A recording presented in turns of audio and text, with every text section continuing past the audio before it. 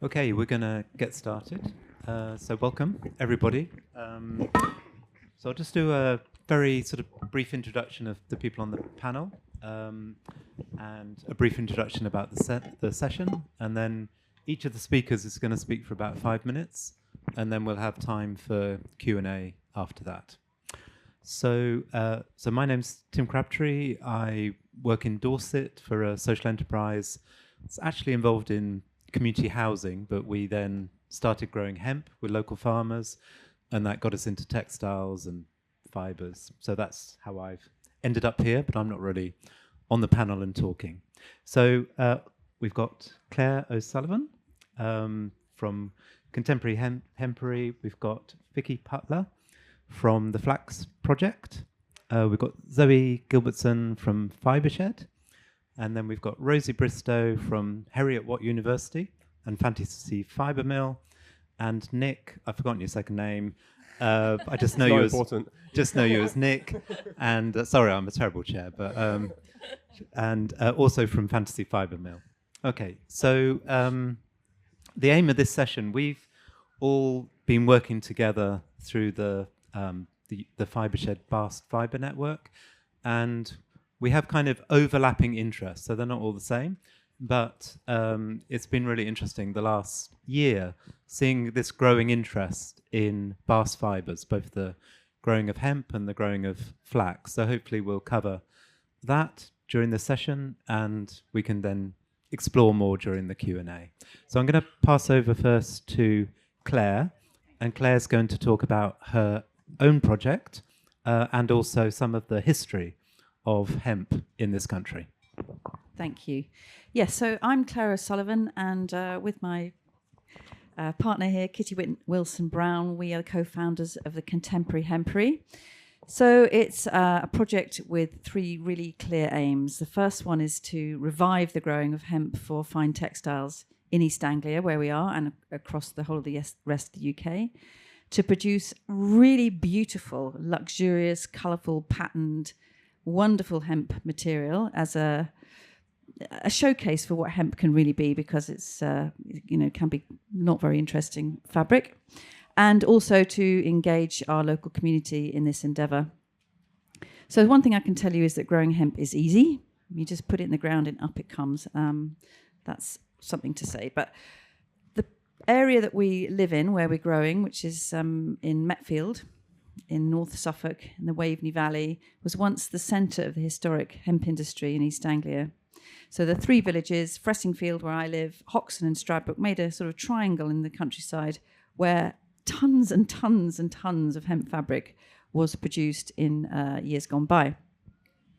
So that really piqued my interest in the hemp. That's really the reason that the project started in the first place, that and Kitty's interest in weaving with hemp. And it's an industry that's been pretty much forgotten even there. With East Anglia, especially Suffolk, is very well known for the wool trade. And the wool trade, the history of it is taught in schools up there. It's very obvious, huge medieval churches in tiny little villages, because so much money was made from the wool trade that they built these huge churches. I don't know why, maybe tried to get into heaven or something.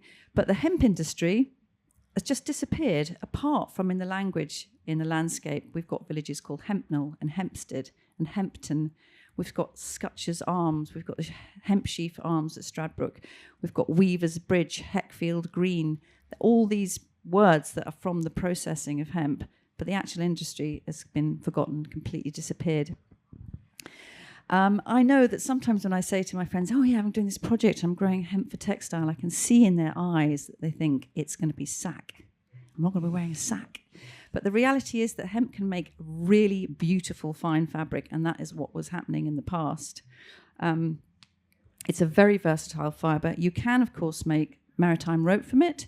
You can make canvas for sails from it. The word canvas comes from cannabis.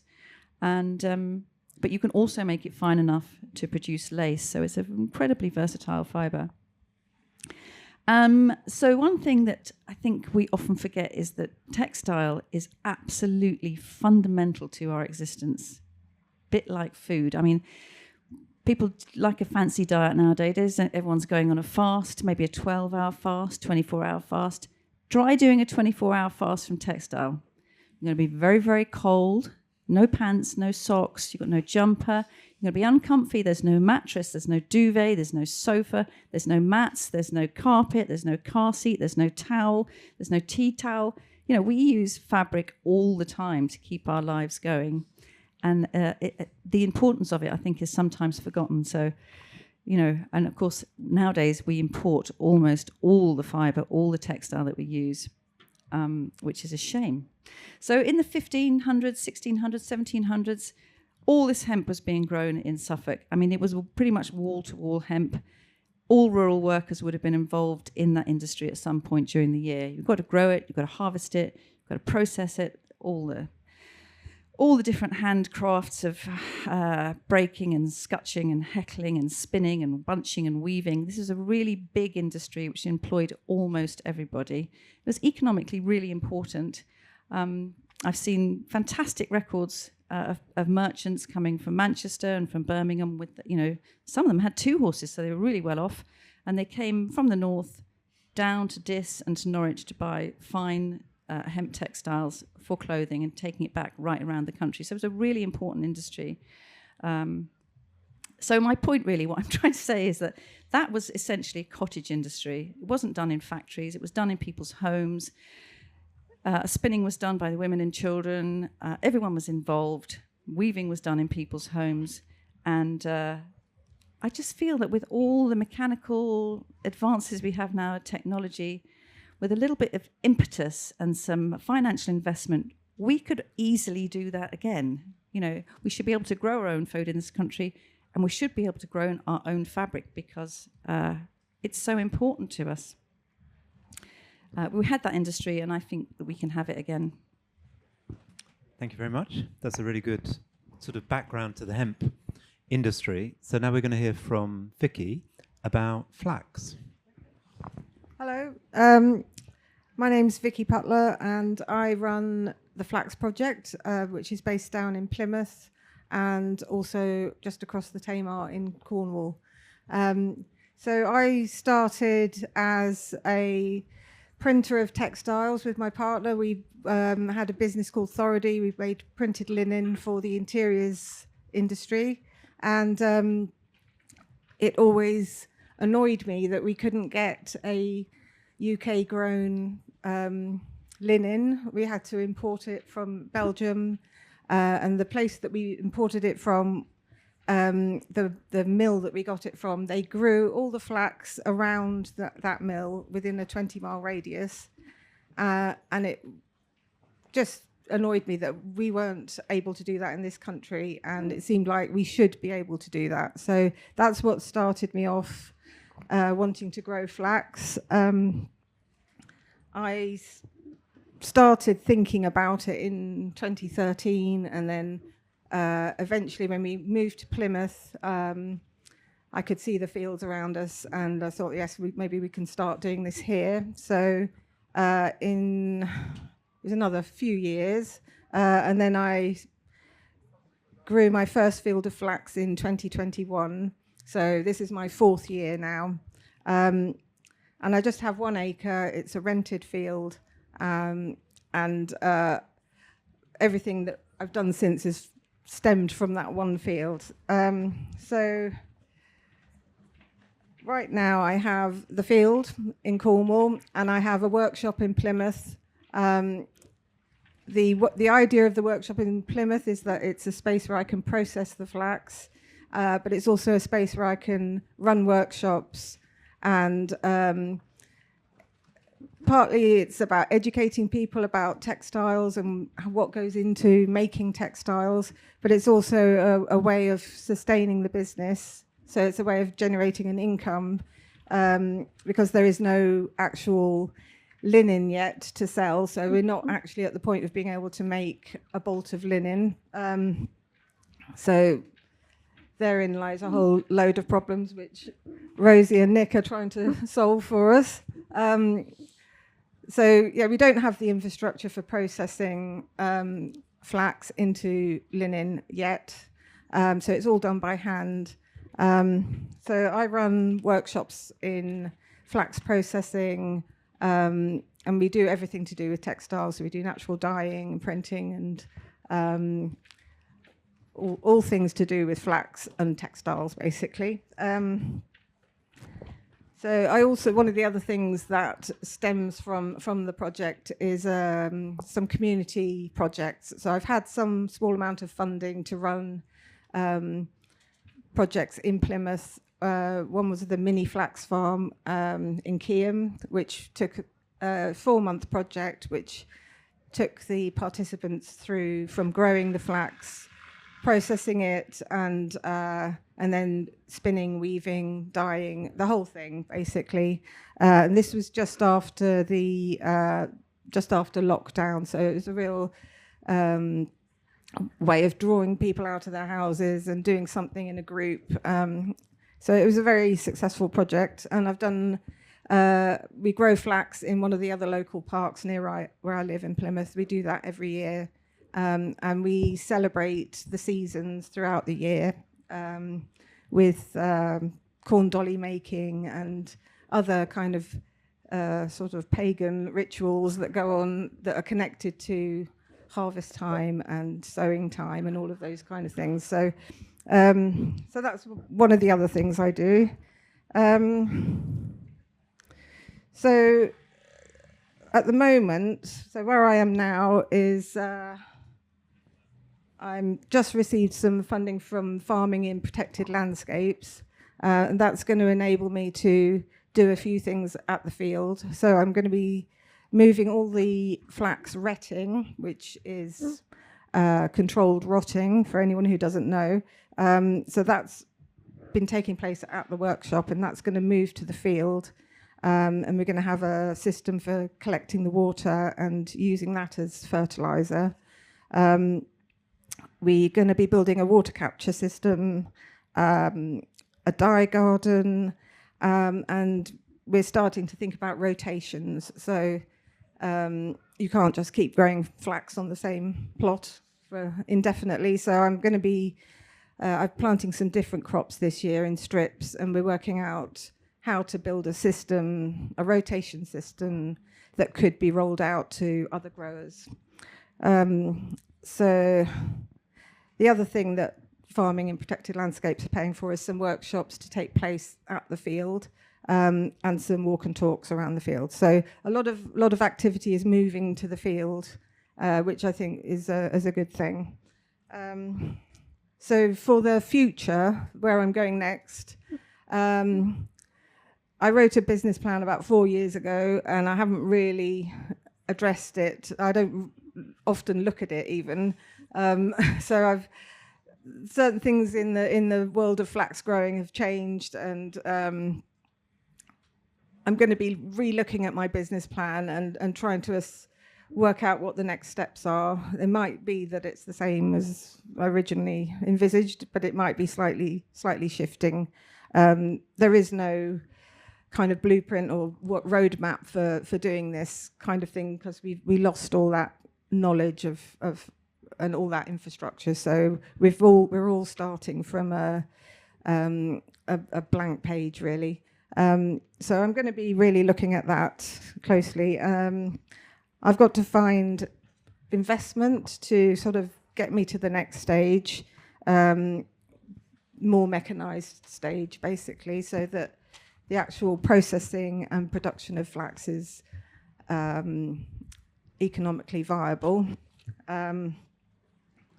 I've so far basically been sustaining the business with income from the workshops and a small amount of grant money. But until I get an actual product to sell, I need to kind of up that income, basically. So it's very difficult to get to the next stage without the investment. So I'm really focusing on that. I'm hoping to get my first bolt of linen maybe by the end of the year or the beginning of the next year. So that will help in that seeking the investment, because I'll have an actual thing to show, proof of concept even.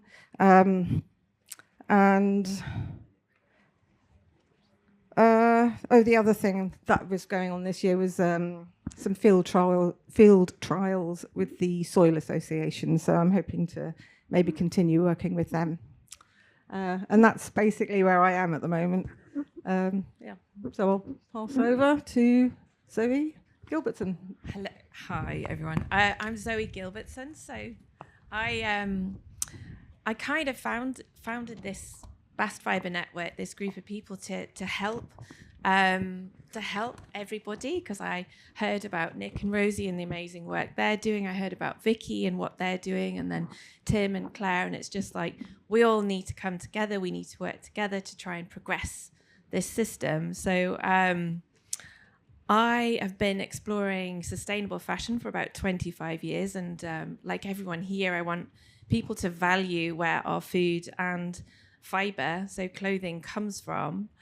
And I work closely with Fibre Shed Southwest England. I have a company called LiftLad to progress, new textile systems and governance for agroecological fibre and textiles. And I was recently awarded a Churchill Fellowship to explore building bioregional resilience through material production of bast fibres. So I went around Europe and online North America to explore flax and hemp and see how other people are doing things, look for knowledge around small-scale machinery, cooperative methods to support the growing, processing and production of flax and hemp in the UK. And I set off with the idea that sharing costs and collaboratively developing small regional scale machinery with perhaps European partners and open sourcing plans could prove beneficial to both parties. So local to local markets don't compete. So if we can share resources and work together, and we're not kind of competing on this big international market, then hopefully we'll get somewhere with these small systems. So I just don't think we're going to develop a new flax to linen system that will compete with the open existing global market, with the French, with the Chinese. It would take decades and millions of investment. But I think there are alternative ways we can start to develop the skills and the knowledge ourselves that will work. And this is basically what we're all trying to do. So starting from scratch, we've got an opportunity to develop resilient, alternative, small-scale, flexible systems that will work with the variable nature of weather, that will work with seasons, nature, climate, and people, not just focusing on profit extraction, which is what basically the other global system is there for. It's not there for people or ecology, it's there for money. So just to summarize, I've written a massively long report, which I won't bore you with, but I've tried to summarize it into these top 10 things here that I learned. And I learned that food and building materials derived from flax and hemp are simpler to produce than textiles. And a new system could begin with these to generate revenue for farmers alongside developing the collective skill we need to process textiles. And I also kind of discovered I didn't know a lot about hemp before I set off, but I found out that hemp can provide multiple different products within a carefully designed supply network. And the case for hemp and building materials is pretty clear to me. They're simpler to process. Textiles have got huge potential, but will require more patience and investment in time to develop the knowledge and the systems, which is what we're all trying to do. So cross-sector planning for staged outputs, starting with food and building while progressing to textiles, makes economic sense if people are having to operate within the existing system outside of grant-based funding. But ultimately, textiles can bring more value, and it can connect people to land and farming through culture. We all wear clothes, and it's just really, really important. So there's that aspect as well. There's a cultural aspect around clothing. Flax and hemp can support organic crop rotations. I mean, they're just brilliant. And they can create value and useful outputs. Hemp appears to be an amazing break crop. Its rotation is shorter than flax. It's got the potential to clear stubborn weeds at the end of a rotation and can be a bit more easily managed in an organic system. Weed management is key when growing flax. but it can be grown organically, particularly in livestock arable rotations. Because growing flax sort of regeneratively, like no-till, will require extensive use of glyphosate, which we just don't want to go there. But we can learn best practice from countries such as France and Canada with similar climates. The knowledge is out there if we need it. I think farmers should consider growing flax and hemp, not just one or the other. The French are really interestingly very quickly transitioning to a system with an even distribution of spring flax, winter flax, and hemp. So they want to get to a point where they have 1/3 of each crop. And they're massive producers of flax right now, but they're very quickly transitioning to hemp because it's a bit more reliable as a crop in terms of the weather. So they've grown their hemp production from 100 hectares to 1,000 in 3 years. So they're rapidly transitioning. We have to get or develop small-scale harvesting machinery if we want to get started with flax and hemp. It's just too difficult to do hand harvesting. So, some money needs to be found for harvesting equipment.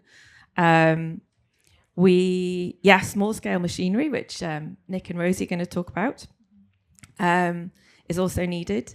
But scales of machinery, they're viewed differently depending on the context. So the French would think something small in France would be medium to large scale in the UK. So it's all context dependent in terms of scale.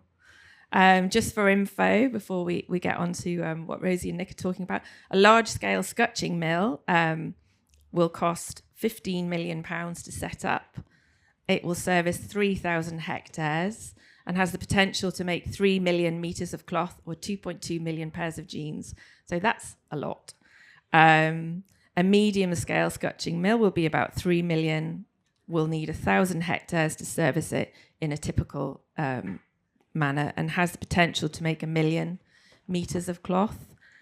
And like small-scale abattoirs, micro-tanneries were missing farm-scale production.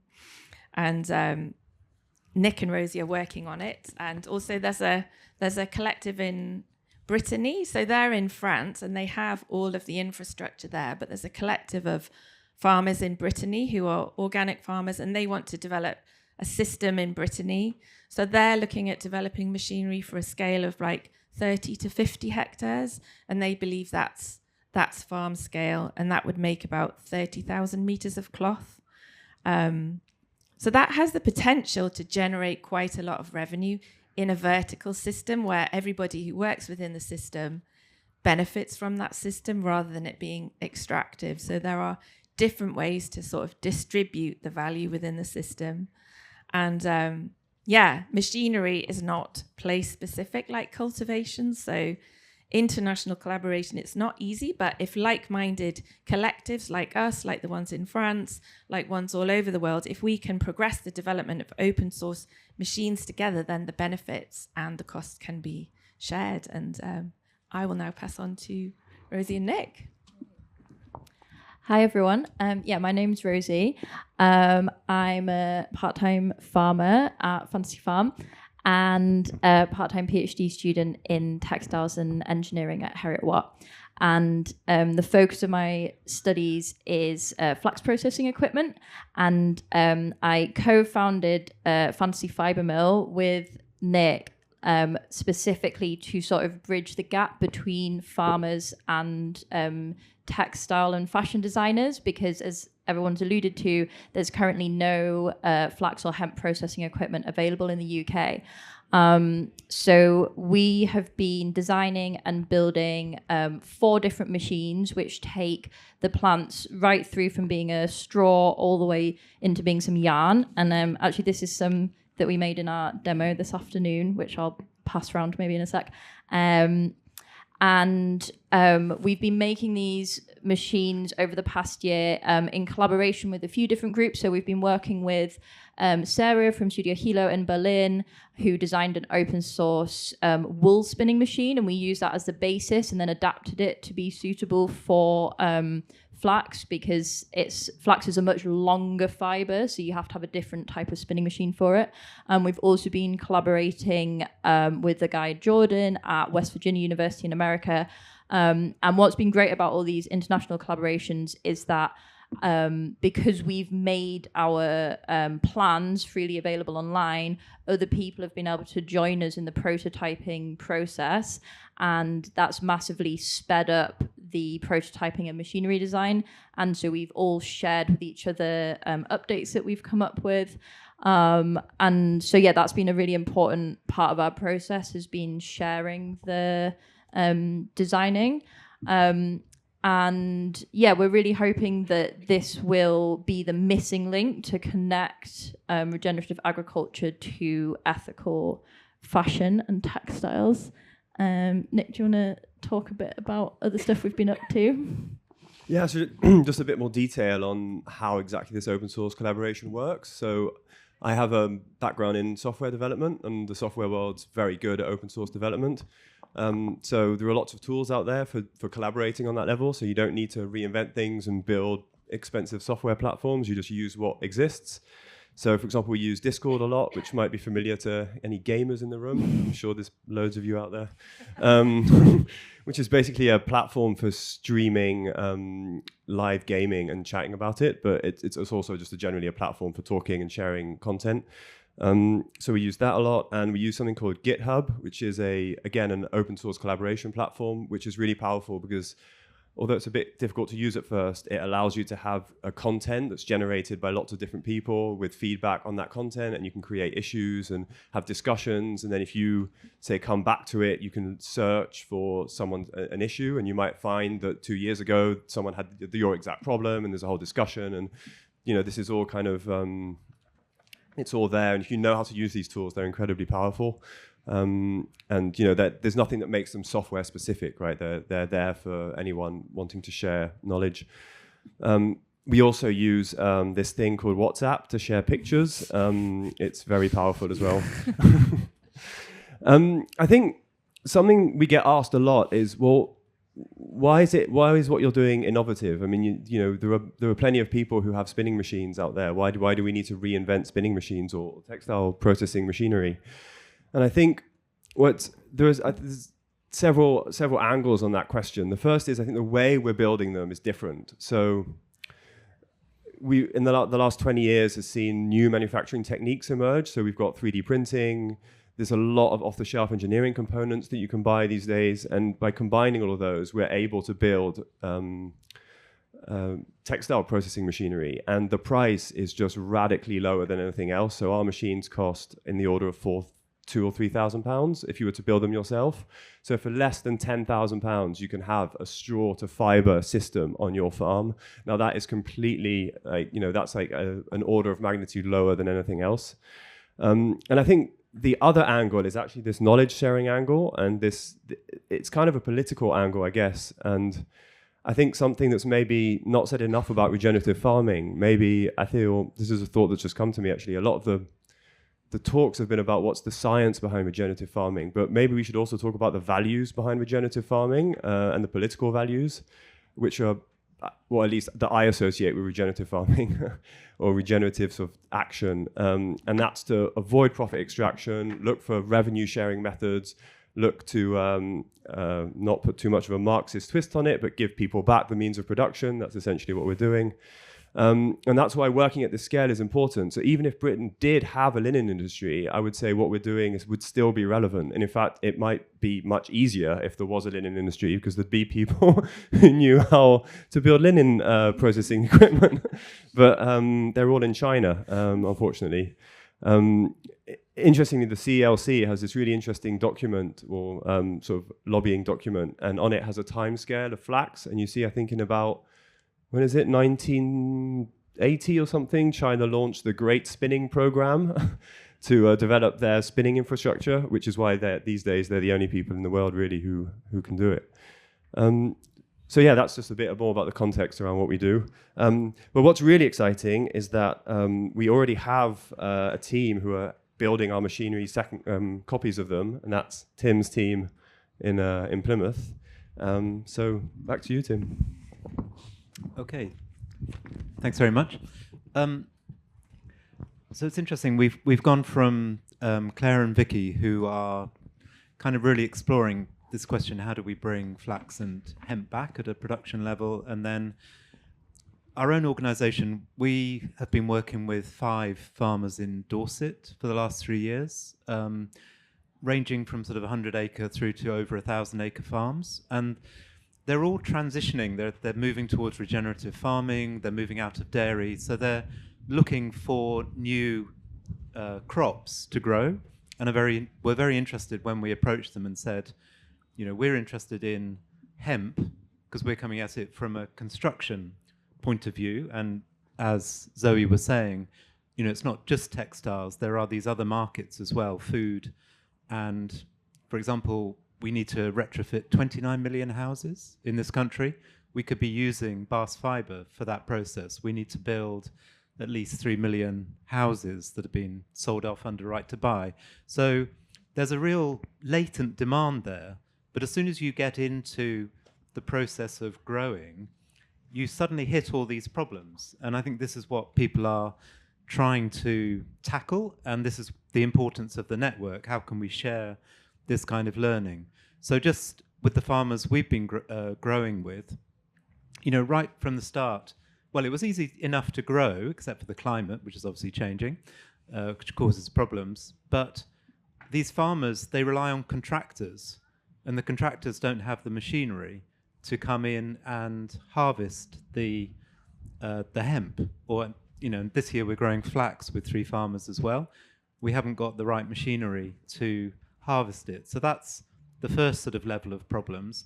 You then get into the whole process of retting and baling and storing, even before you get into the sort of processing dimension. So these problems, they're not irresolvable, you know, but at the moment, I think it was said yesterday that if you try and go to DEFRA for funding for this kind of farm machinery, they'll say, well, no, we'll put money into robots that pick raspberries, but we're not interested in a basic machine that would harvest flax or hemp or do the baling in a way that doesn't clog up the machine. So we have these challenges, but I think the kind of the prize is that there is this enormous potential market, not just with textiles, but with these other areas as well. So that's why we got involved. And also just to say that the work that we've been doing with farmers has also been funded through Farming in Protected Landscapes, which has been a really important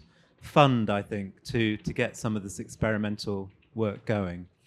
So I think the proposal now was that we open it up to the audience to see if there are questions that anybody has for our panel. And if there aren't so many of those, I'll then ask the panel some questions, but we felt we should start with you. There is a roving mic because we're being filmed, so if you don't mind just waiting, that'd be great. Hi, thank you. My name is Mark. I have got lots of questions. So I've just planted 100 acres of hemp, and I didn't get any grant money, so clearly I missed a trick. Apologies. Just to comment on machinery, I committed to buying or planting 100 acres of hemp, and Fibra then went out and bought some machinery. So they have got harvesting machinery now, which is transportable. Mm-hmm. So there's no restriction on anybody saying they can't plant hemp because they can't harvest it. They can. So that's gone away. Mm. I got confused, Zoe, because you were saying that you can do 1 million pairs of jeans for a £3 million investment, which sounds like £3 a pair of jeans is a no-brainer. But then that also contradicted what Nick was saying when he said he can do a machine for £10,000. No, it has the potential. So that cost is for the scutching plant. So that's just the very, very first stage of the processing process. It doesn't include, if you want, the French have just invested in so you have scutching. So you have, that's the cost that I quoted. Then the next stage is spinning. and a spinning plant to cope at that scale is about £50 million. So we don't have any. We probably try to fit in a lot of information into this panel when there's so much to every layer of it. But we don't have any spinning infrastructure in the UK at all that would spin flax or hemp. So it would have to go to France, and then you've got Brexit. So yeah, but in terms of harvest, just for harvesting, you can harvest hemp for building materials and food, but not for textiles. It needs harvesting in a very specific way. For textiles, it has to remain parallel throughout the whole process, and it has to be laid flat and then turned to ret and then baled in a very particular way so that it can be unrolled completely parallel throughout the process. So the French have just developed a harvester for hemp for textiles, but it costs €600,000. So it's a slightly different thing. And the same for flax. Flax needs to be pulled when it's harvested. And as far as I'm aware, there isn't a flax puller in the UK. Because if there was, we'd want... Is there one? Is there one? I know somebody hired one over. I don't know if they kept it to harvest last year. Yeah, okay. Like they got one over from Europe. From Europe, Yeah. right. But yeah. But also the genes don't come out of that 3 million plant, right? There's like a whole, that's like, I don't know, a tiny portion of the supply chain. So he's just saying that's the volume of flax you'd need to make that many genes. But it's not like you pay that much, you get 1 million genes. Yeah, that's what I was getting confused about. Yeah, but that's not the statement. Yeah. It wasn't very clear. But also, Rosie, just to push back on that, £500,000 tractors are 2 a penny out there. So I don't think we should be worried about the funding. If we say it's going to cost 10 million to set this up, we shouldn't be scared to... What are we trying to solve for? I'm solving for how do we get more people planting hemp so we can push it through the system so we can get fantastic fibers. But which system? Well, What system are you pushing it through? to try and create fabrics. Yeah, but which system? Where is that system? Well, I'm asking you. You're saying it doesn't exist. So I'm asking Exactly. So, well, what's the price? well, I'm telling you. Well, I mean, if you've got 100 million, please set up a system. Is that what it costs? Yeah. So great. If that's the number, then we can work backwards. But sorry, going back, another question. Sorry, NP and K. I thought I'd done a great thing by planting hemp, and then I got told that it's a zero-sum game, and hemp is a fantastic grower, but it massively strips the soil, and it shouldn't be seen as a rotational crop. And I couldn't answer that question. But who provided that I've information? not heard of Because the reason we got Farming in Protected Landscapes funding to work with these farmers was to experiment around its ability, A, to act as a break crop, and B, to actually be good for the soil. For example, because you're leaving very extensive roots in the soil, and we weren't seeing that drain that you're talking about. So somebody's... No, it was a German guy. And yeah. they've stopped planting it because they were challenged, and there is no study that says that NP and K is not being outstripped by hemp because hemp is such a prolific grower. But I haven't seen a study that says it is. Well, I'd love to see the research, but I haven't seen that research. And likewise, I said, Yeah. it can't be the case. And he said, it is. Well, can I just say something from a historical point of view, because that's the angle I'm coming from for this talk. If you look at old tithe maps from wherever the area we're in, you will often see hemp lands or hemp field, whereas you don't see barley land or turnip field, because those crops were being rotated all the time, whereas the hemp was kept on the same piece for the very reason that you can keep it on the same piece. And there's a record of a field in Hoxton where the hemp was grown for 70 years on the same piece of land without any loss of quality. That, I mean, you know, I can't prove it, but that's what I can tell you from my historical research. It was not rotated. It was kept on the same piece. Yeah. For the reason that you can do that is because it doesn't strip the land out. But clearly there's more research needed. Yeah. I just wanted to add something to your question about the price as well, because I think it's a bit of a sort of like a chicken and the egg problem where there isn't any processing equipment, so convincing people to grow it when there's no processing mill to sell it to is difficult, and then convincing somebody to spend multiple millions of pounds on buying processing equipment is difficult because there's nobody growing it to supply the factory. And so there's sort of nothing happening. And that's one of the reasons why we wanted to build this much smaller scale equipment, because it would allow farmers who just want to experimentally try growing a little bit to be able to process their own crop for a small financial investment and sort of get a foot in the door of like trying to grow it. And, you know, maybe that'll pave the way in the future for people to buy much more expensive equipment once there's more farmers trying it out and they like it and they think they want to get more involved. Or maybe the small scale equipment will end up being the sort of like, that will actually be the system, and we'll go for a different system from what they have in France, and it'll be lots of small hubs all over the place. But I think the smaller scale equipment that we're working on is either going to be a very necessary stepping stone to get to big scale machines, or it might just be that's what we end up going for instead. But yeah, that's sort of why we're going for this small equipment. Also because I don't have you know, like 10 million pounds or however many millions of pounds, unfortunately. But there's one more point. I remember hearing a talk by a hemp company in America who actually did that. They got in capital investment, they grew lots of hemp, and they thought, oh, you know, we'll just sell it to Levi's and I'll make jeans. And then discovered that there was no route to that, you know. So it's complicated, you know. It's not. It's complicated. Okay, can I maybe another question? Or unless Zoe, did you want to? No. Yeah. Hi, it's just on the retting, which I know that in the past has had environmental impact. So I was just really interested in your water harvesting and how you're kind of working around that, and is it a concern still, or are there kind of systems in place to deal with it better? So the plan is to have the retting tanks at the field, so that we can then, there's less transporting of flax from one place to another, and then the retting water can be saved, diluted and used as a fertilizer for the field.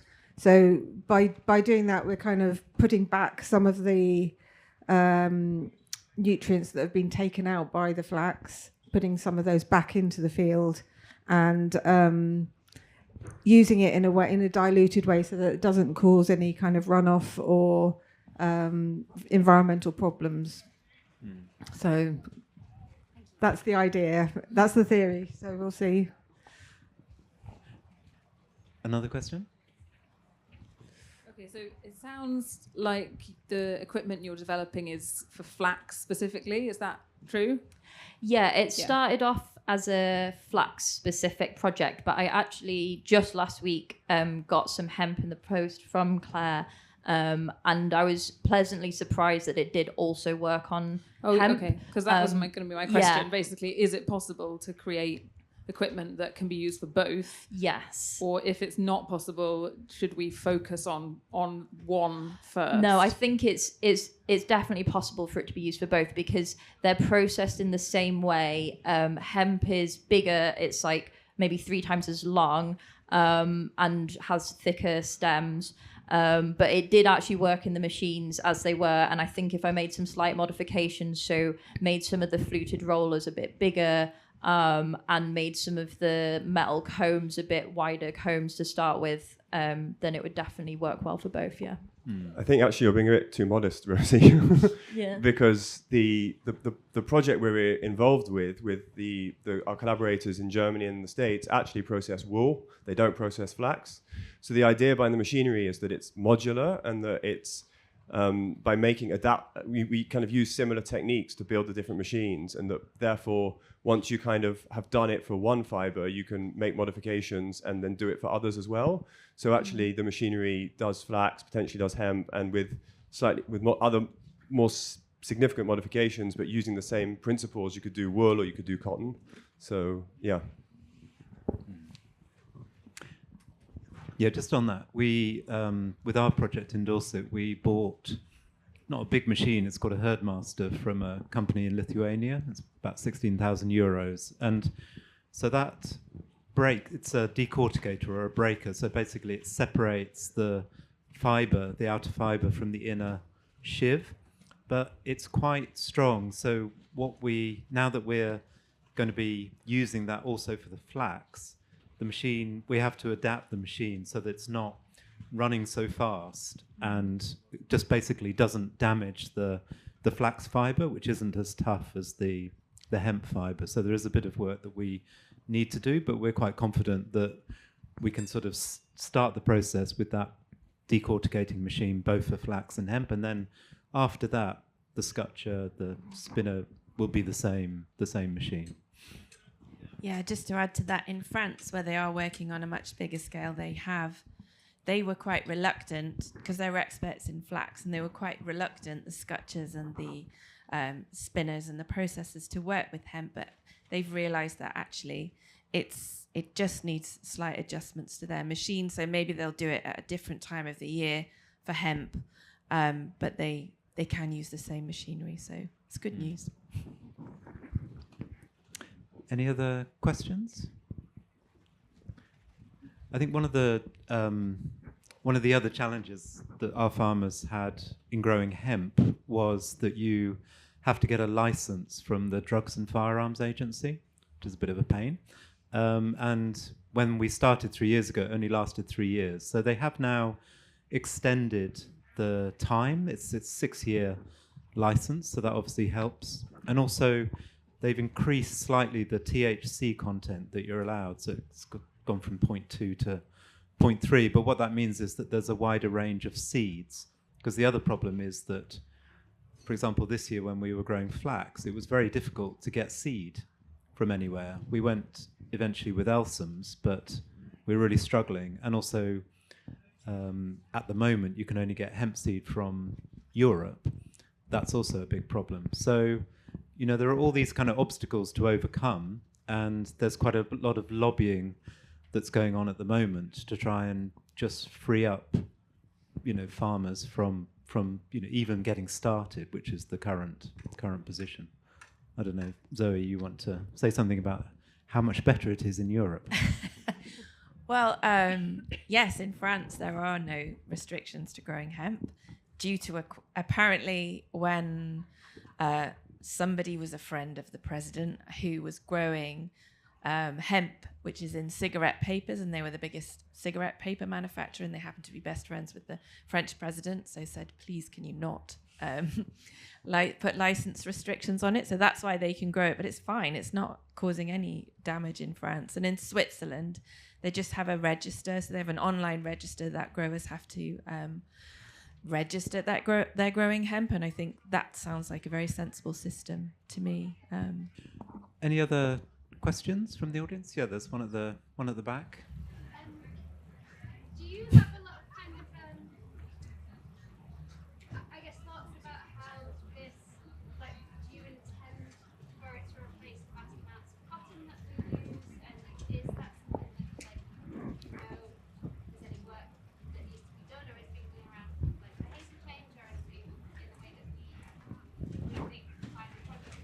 I think that there's a huge interest in hemp for textile.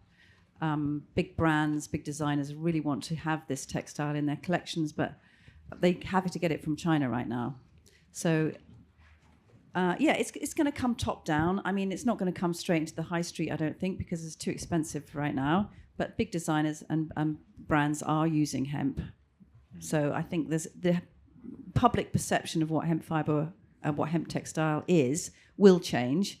And if we can start producing it in this country for a reasonable, price, then we can all start wearing it. It's a fantastic fabric. It's beautiful fabric.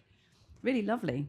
I don't know, it's not easy to get actually, but no, Zoe is wearing a hemp jersey. This is French hemp, which is nice. There's an amazing company in I keep going on about France. Sorry, I'm not a Francophile, but I mean, my motivation for us reinstating flax and hemp systems for textiles is not really that we need more textiles in the world. We don't right now, but we do.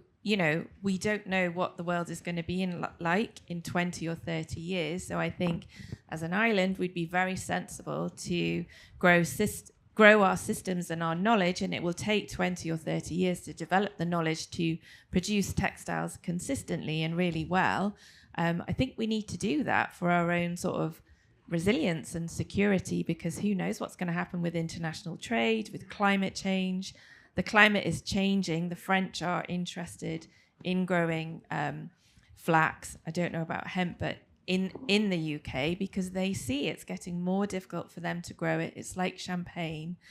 So I just think we've got an opportunity, and we should be home growing the textiles we want to wear. We should be wearing more wool. We should be wearing more linen and hemp, not importing cotton from the other side of the world. But I think it will take us a long time to get there, but we should just, we should have a go. We should be doing it. Yeah, I think from some designers that I've spoken to, both like fashion designers but also interior designers, they are really interested in the idea of having locally grown like flax or hemp textiles, but it's just that they don't exist yet. So I think there's definite interest from the designer end of things, and I feel quite confident that like once it's actually available as a product, there'll be people I've spoken to who said that they'd like samples if we, once we've got samples. So I think there is, but I think you're right. There might be some need for like consumer change in that it is just like linen is a slightly different textile to cotton. It looks slightly different. It has different applications, but I think people are really interested in it. Yeah. Okay, another question. The plants that are grown for textile use, can they also be harvested for seed, or do you have to harvest them at different times, which means you can't collect seed as well? Can we go there? Yeah. So in terms of hemp, there are lots of different varieties, and you do use them for different things. So the seeds that we're using for textile, first of all, we plant them really close together so that they're competing hard with each other and become really tall and thin. We don't want them to branch out. If you're growing for seed, you want them to branch, because the more branches they're going to have, the more flowers they're going to have, the more seeds you're going to get. And also they're different varieties. So this is sort of wonder plant where you can get everything, but because you're treating them differently and using different varieties, you wouldn't necessarily get the same thing. I'm sure you could get fibre from a seed plant, but you're not going to get it probably the finest, softest fibre that we're looking for. So that's the answer. But I think that's where seeing the sort of multiple uses of something like hemp comes in. So, for example, if last year we grew a seed variety, but we also, the plants generated lots of fibre, not as good quality. This year we're growing a textile variety, to experiment with that, and that won't have much seed. We'll harvest it earlier. But last year, you still get this byproduct that could be used for insulation, for example. So, although, Claire's right, you choose a particular variety according to what you're looking for, it still is going to give you these additional byproducts. So yeah, it's kind of similar for flax. So there's two different main varieties. There's the linseed variety, which is mostly grown for seeds, which is shorter and has more seeds, but it does still have like a short stalk with a smaller amount of fiber. And then there's the fiber variety, which is taller, so it has more fiber in the stalk and it has a smaller amount of seeds, so you get more fiber and less seeds. But you get both from both, but you kind of like bias towards one or the other. Yeah. Can I just add a little something to that? So I've been growing linseed and fibre flax, mainly due to the fact that I've had difficulty getting hold of fibre flax seed. So it's not on the list to come into the country, whereas linseed is abundant in this country. But as far as the harvesting time goes, it's there is a bit of a window, but because it's you have to harvest by hand. It does take a bit of time. It's also weather dependent, so you don't just. I've never been able to just go and harvest in 2 days. It's over a few weeks, and I've always got seed and fibre from my crop. And I saved the seed, and I planted all of my saved seed this year because there was such a shortage, and it's all come up. So I think it's possible to kind of hedge it so you can have both fibre and seed. There is a bit of a leeway. Yeah. Okay, thank you for that. So we've come to the end of the session. Thank you very much for coming. I don't know if Zoe, do you just want to say very briefly about FibreShed and the Bast Fibre Network and invite people to join? Yeah, please. If anyone wishes to join the Bast Fibre Network or just get an email from us, we meet occasionally online, and we're going to try and build our capacities with more people joining. And you'll find a link to a form to join on at Zoe Gilbertson on my Instagram or on Liflad, which is a website. We haven't got a website yet, but that will come in time. We have a WhatsApp group, so please join us if you're interested. Okay, that's great. So thank you very much for coming.